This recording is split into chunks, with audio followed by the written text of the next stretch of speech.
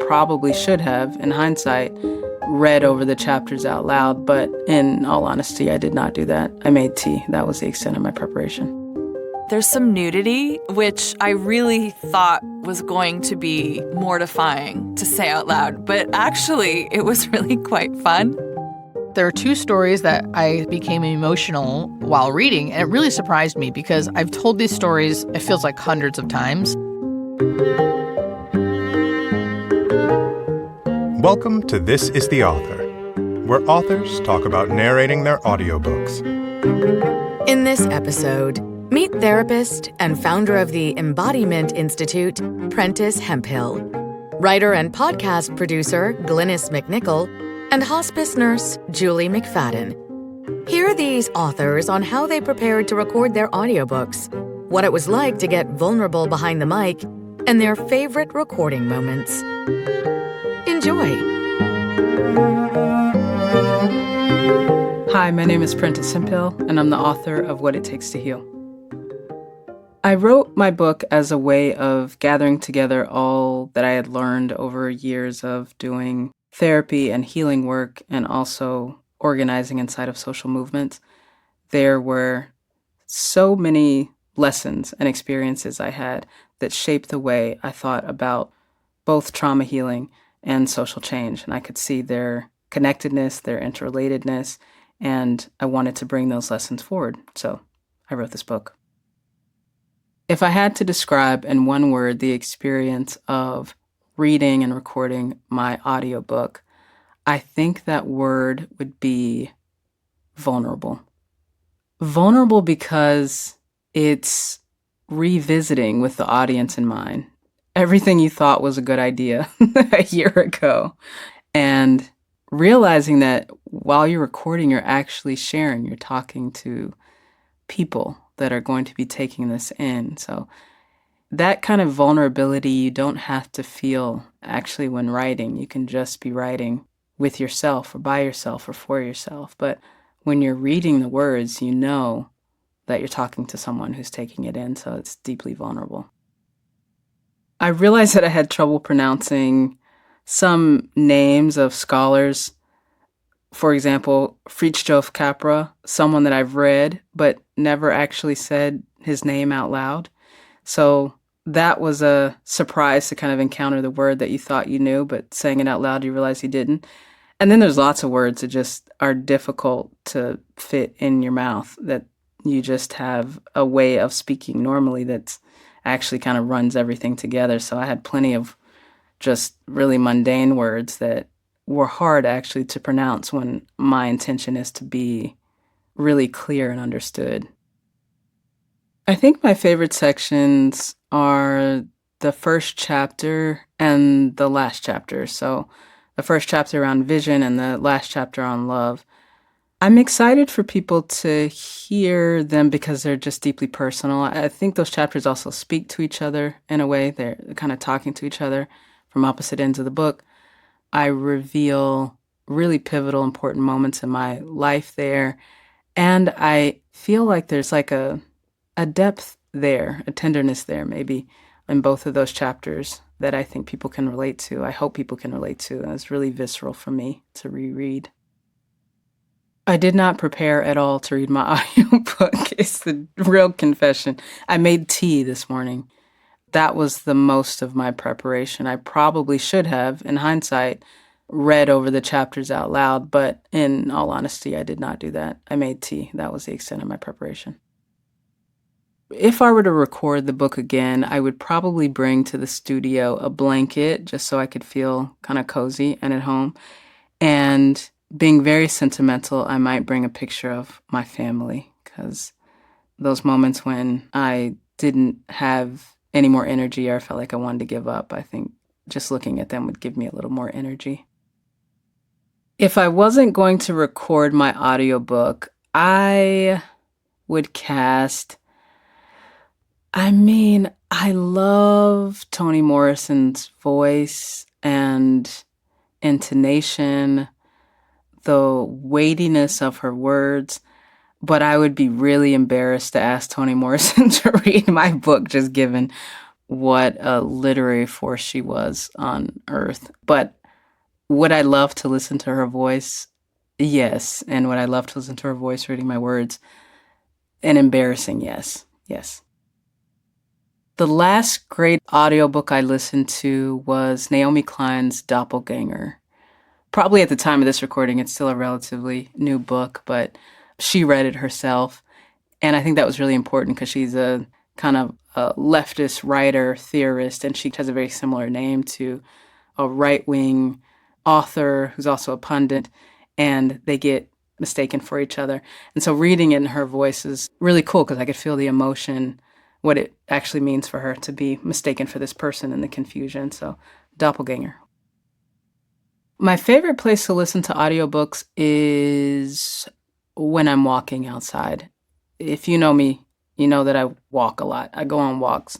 So walking outside is my favorite place. I feel like I can sink in a little bit deeper and get into the content and what's being shared with me. So on a long walk somewhere. And now listen to a clip from my audiobook, What It Takes to Heal.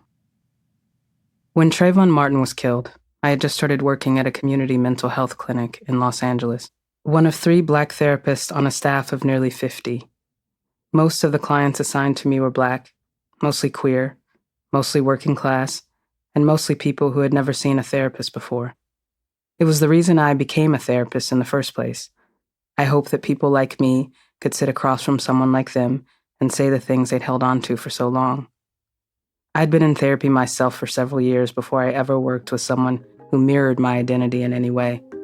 And, most important, because of that mirroring, held my experiences with a certain weight and tenderness.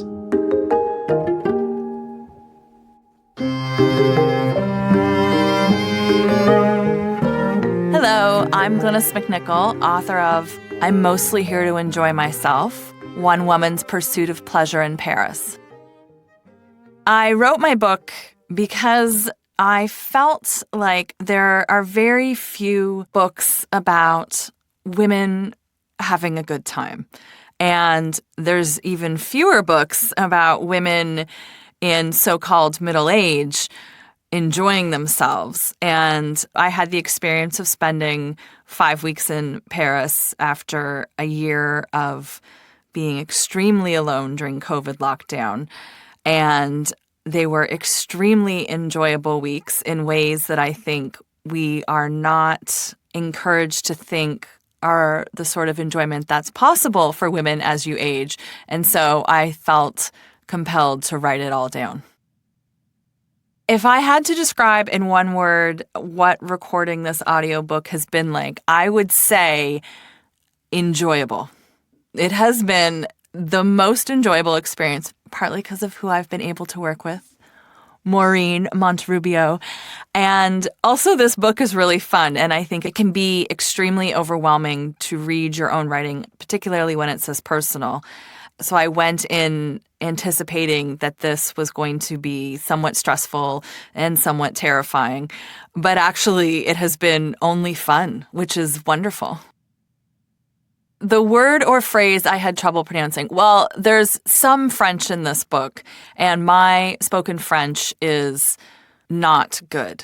If I've been in Paris for a few weeks, it picks up and I can sort of manage to get by without drawing too much attention. But to come at it cold like this, I think people are going to get a very visceral experience of what it's like to be with me in my first week or two in Paris when I am really stumbling over some basic French.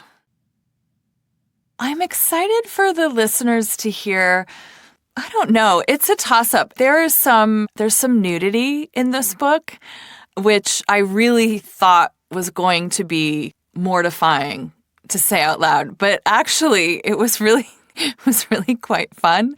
I don't know if they were my favorite sections to record. Maybe my favorite sections to record were about the food. I mean, this book made me hungry to read out loud, which is, I think, a good sign. I think my favorite section to record, though, is there's a chapter where I go dancing on the Seine with my friends and remembering how fun that was and what a release it was, and just all of us together. Although maybe my favorite section to record was when we all went to an island off the coast of France and there were church bells ringing every day. I don't know. I really enjoyed recording most of this book, is the truth. I prepared for the audiobook recording the truth is when I write, and this is especially pertinent to books, I tend to read the manuscript out loud before I hand it in, because I think reading something out loud is how you can catch run-on sentences and small errors and things that don't flow quite correctly. So I had read it out loud before. How I literally prepared to do this is I walked here listening to Taylor Swift, which put me in a good mood, and a little ABBA on the side. And then I had a variety of beverages on the table in front of me, including tea, not coffee, even though I'm a coffee drinker, because I find that dries my throat out. Tea, water, a little hot chocolate for small sips in between, just to keep everything lubricated, so to speak. This is very specific to me, but I do find it difficult to sit in a dark studio with artificial lighting. It makes my eyes more tired. And having recorded in studios with windows to daylight, I would bring a daylight approximator, because I think, surprisingly, 8 hours of recording, of talking, is very tiring. And so you learn pretty quickly to do some stretching. But I find, actual sunlight is really, really helpful for the brain and the eyes. If I wasn't going to record my audiobook, I would either cast Kathleen Turner, who's got the sexiest, deep, huskiest voice. You think of her in like Romancing the Stone. Oh, so good. Her apartment in Romancing the Stone was on West End Avenue and between 85th and 86th. Or my friend Ashley C. Ford, who I think has one of the great audio voices and whose voice reminds me of, a nighttime drive through the desert, and you turn on the radio and you just want to lean into that voice and live in it. She has a wonderful voice. She also recorded her audiobook, Somebody's Daughter, so you can actually hear it yourself. The last great audiobook I listened to, the one that's really stuck with me, was William Finnegan's Barbarian Days, his memoir about his life surfing. I listened to it on a cross-country road trip, which is actually my favorite place to listen to audiobooks. I find that when you're on long drives, it doesn't interrupt the narrative, and you can really sink into both the voice and the experience. It keeps your brain focused in a way. I, of course, enjoy listening to music when I drive, but on those long stretches, I remember listening to Barbarian Days as I was driving across Wyoming, and there was something very pleasurable about being in those long stretches of wide open country, listening to him describe surfing and waves and being in the water. And I find that that is really where I enjoy the audiobook. And now listen to a clip from my audiobook. I purchased my plane ticket to Paris in May of 2021, when everything in New York begins to feel possible again. The cold pandemic winter, the second one, is dissolving into a promising spring. Vaccines have staggered onto the scene. The new roaring 20s are soon to be upon us, goes the refrain. There is almost no evidence of this, yet. But it all sounds wonderful. I have been alone for more than a year, home alone in New York.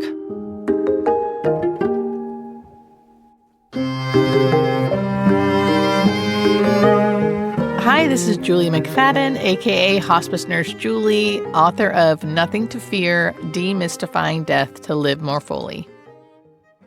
I was inspired to write my book. Let's see. I started out doing videos on social media, and people meaning my followers, were asking very similar questions, and I realized that not everyone liked to receive their information via social media. So when I had the opportunity to write this book, I thought, why not? I think people can use it and need it. And this is just another form of getting my information out there. That's my main goal, getting information about death and dying to the masses. And this is one of the ways I choose to do it. So I'm really excited. If I had to describe what it was like recording my audiobook in one word, that word would be hard. It was very hard. I did not understand how hard it was going to be to read aloud. It's not my forte. If I do read, I don't practice reading aloud. So that was the most difficult part. But it was still great, a great experience, great learning experience, but definitely much, much harder than I ever could have expected. There were definite words and phrases I did not know how to say. One of those words was significantly. I hope I'm saying it right. Significantly. Another one that was very difficult was death with dignity. Death with dignity. And guess what? I have a whole chapter called Death with Dignity, which was all throughout the chapter. So that one was a little tough. The favorite sections to record in this book were a couple of the stories. There are 2 stories about a patient of mine and then someone in my life. And it really surprised me because I've told these stories, it feels like hundreds of times over the years. So it surprised me that I became really, really emotional during the recording. I'm curious to see and hear how that turned out. If you could hear the emotion, if you can feel it, when listening to the audiobook. So those were my favorites, even though it was hard, just because I really connected to those parts of the book. How did I prepare to record my audiobook? That's an amazing question. And the director and sound producer can tell you I didn't. I didn't prepare because I didn't know. If I could go back, I would read.